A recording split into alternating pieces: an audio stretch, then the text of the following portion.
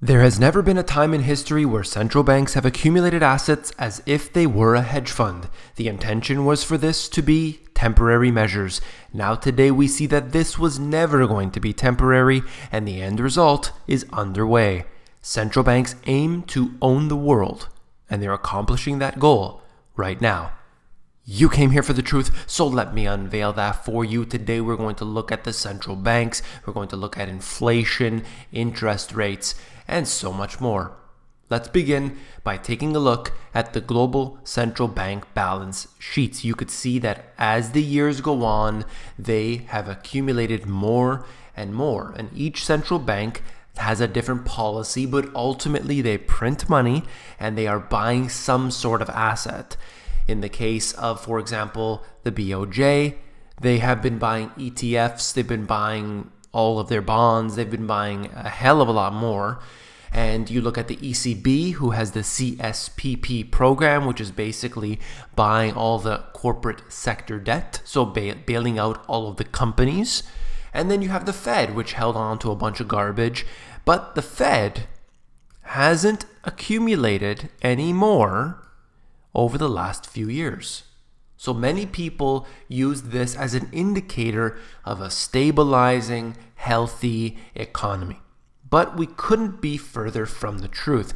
During this time frame where the Federal Reserve stopped QE3 and let their balance sheet ride for years, we have seen other central banks pick up the pace. And I've told you many times before on this channel that as long as the other central banks come in to fill in that void, there won't be an issue with stocks sliding globally. Because remember, it's not just these central banks buying shares or bonds or anything in their own country. They also find a way to funnel that money around the globe. And you will see that in 2009, clearly we had this spike upwards, and ever since then, everything has truly risen. Since QE3 stopped, everything has continued on that same trajectory. The other central banks have picked up the pace that was left back from the Federal Reserve. So you'll see that here. We have all the central banks doing this. This is just some of them. The Swiss National Bank, Bank of England, Bank of Japan, People's Bank of China, ECB, and the Fed have all printed trillions and trillions. Going back from the year 2000 and before, it looks like they are over 20 trillion, possibly around $22 trillion worth in assets. And that does not include the 16 trillion that was printed up by the Federal Reserve that they have yet to fully admit.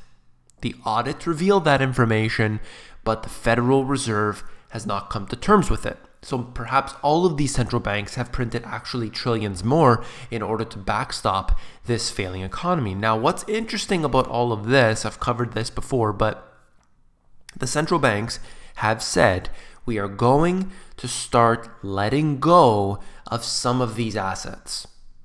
Now that should be very worrisome because we can see that the central banks have saved all of these different markets. If it wasn't for the Bank of Japan buying 75+% of all of the ETFs in Japan, buying up a large portion, nearly half, I believe, of all the bonds, what exactly would happen to these markets? Well, of course, they would fail.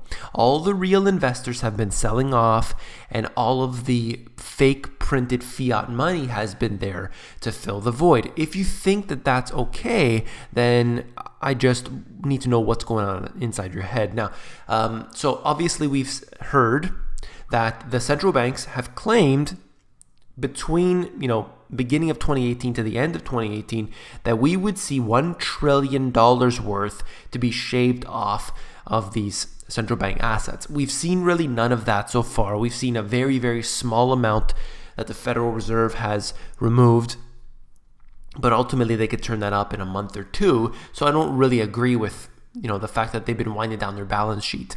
I don't agree at all. But at the same time, you've had other central banks coming in and picking up the pace. So globally, the rate at which central banks are printing has continued to increase. They've said they're going to reduce it. They said there's going to be this sell-off. But I don't see it. And as long as central banks, I'm going to reiterate this, I've probably said this nearly 1,000 times now, as long as central banks print money, the stock markets can rise. They will rise nominally, and of course, the devaluation of the currency is representative in the nominal increase in these markets. But ultimately, what will have to happen is that the central banks will have to print more just to stretch out the same amount of dollars. So where before they may have been able to do a bailout of $1 trillion, maybe now they'll have to do a $5 trillion bailout. I hope I made myself clear. Now I've spent a lot of time on that. I want to move through this as quick as possible. You can see that the FANG stocks have truly, taken over the NASDAQ, taken over the markets in general, and now they make up almost 28% of the NASDAQ. That's not a good thing when you have to understand the concentration, that bottleneck, that short-sightedness on the behavior of investors because they're chasing fewer and fewer stocks. And then you have a big crisis that always unfolds from that. Think about this. If like Amazon stock drops by 5%, it's not hurting a handful of investors. Now it's hurting basically every investor, because they've all invested in the same thing. You've had the central banks buying up the shares of these companies. You've had the big investors buying up shares like Berkshire Hathaway. And ultimately, you have fewer and fewer hands in control of all of these because they're buying up the real serious amounts. And I've covered this as well. Apple stock buybacks, you can see that they have purchased what is the most ever, and they will buy up what they claim $100 billion worth of their own stock. They've got more money sitting around than the value of corporations, big corporations. This company is sitting on a pile of cash. They've been able to reap the rewards of central bank monetary easing. One of those that has been doing very well, in fact, one of the best performing entities out there is the Swiss National Bank, performing better than practically everything, simply because they've been buying up a lot of the shares of big companies like Apple. Apple stock held by Berkshire Hathaway. They just came out, bought a massive quantity of shares. Your 7 shares don't mean a damn thing when Berkshire Hathaway is buying up millions and millions and millions of shares. This is insane. Berkshire Hathaway, they own Wells Fargo in part, and Wells Fargo gets a bailout. And so technically, Berkshire Hathaway was helped out by the US taxpayer. And so we see them then able to reap the rewards of all that. Warren Buffett gets sweetheart deals like Bank of America getting at preferred pricing. Home Capital out of Canada, preferred pricing.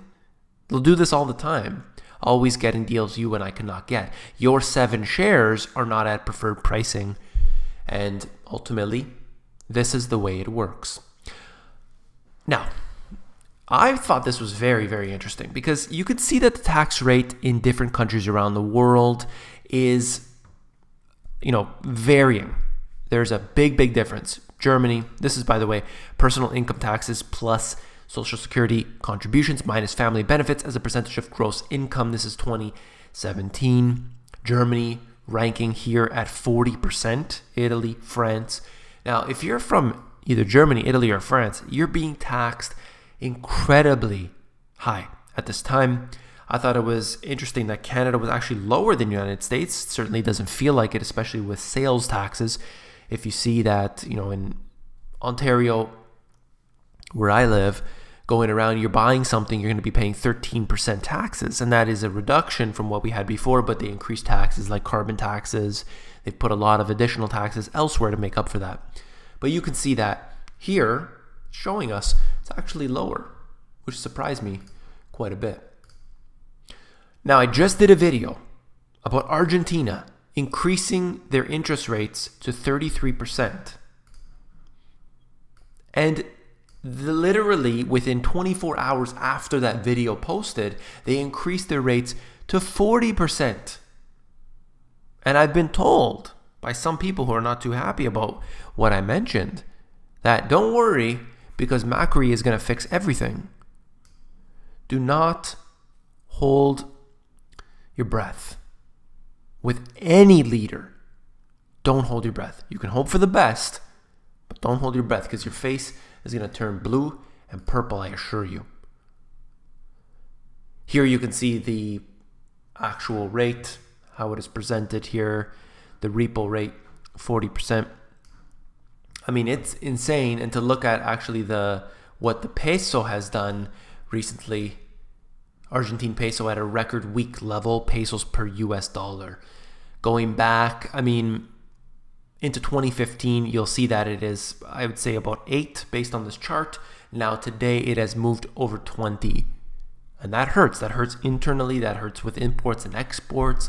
It's not so good. Now, of course, this does make them more attractive to exports. But at the same time, you have to understand that a country like this still has to be importing some goods. And as a result, it's extremely expensive. But even if they're not importing, everything has to be traded in the reserve currency, the US dollar. So they have to buy something. Even if they're buying with another country, let's say with Brazil, they have to exchange into US dollars and then buy whatever Brazil is selling.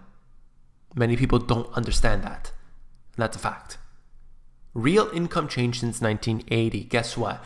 The rich have become richer, the poor have become poorer. And this shows you that right there. Basically, the higher up you are, the better off you're doing. And that is a fact. I'll continue to show various charts based on this.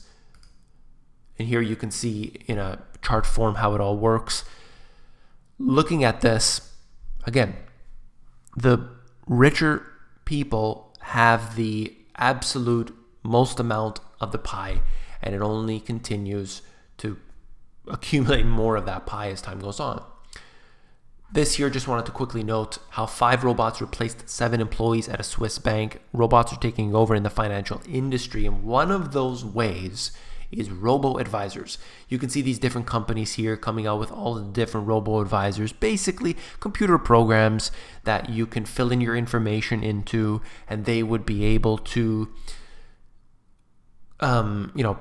give you a portfolio based on your needs. So your basic things, okay? It's basic. Your age, your risk tolerance, what your interests are, what you want to accomplish here, and all these things. They ask you a short bunch of questions, and they invest probably in all the same garbage anyway. And that's that focus. Remember, these institutions are doing the same things as the, stock traders, investors. They're investing in Apple, they're investing in Amazon, they're investing in Facebook, and so on. So you're going to be able, and I know this as a fact, you're going to be able to go around and see the funds which are performing well. You look at those funds, they all have these same stocks, concentrating wealth. But this robo-advisors basically is the new thing, is taking over. No longer do you need those advisors to be there to present things to people, when simply people can go from their app on their phone, their website, they can click a few buttons, get that money invested. They already have it with the bank, and meanwhile, the financial advisor generally is just clicking a few buttons, asking a few questions, and here we are. That's all for this video. If you found it informative, please give me a thumbs up. When you give me a thumbs up, it helps to support this channel, so I do appreciate that very much. And last but not least, if you found this video informative, I know that you will find my books, The Money GPS, and my newer release, Global Economic Collapse, even more informative. You can actually flip through these books. If you go over to Amazon, there's a look inside feature, and it's going to allow you to flip through the pages of these books to see if you like them. Take care.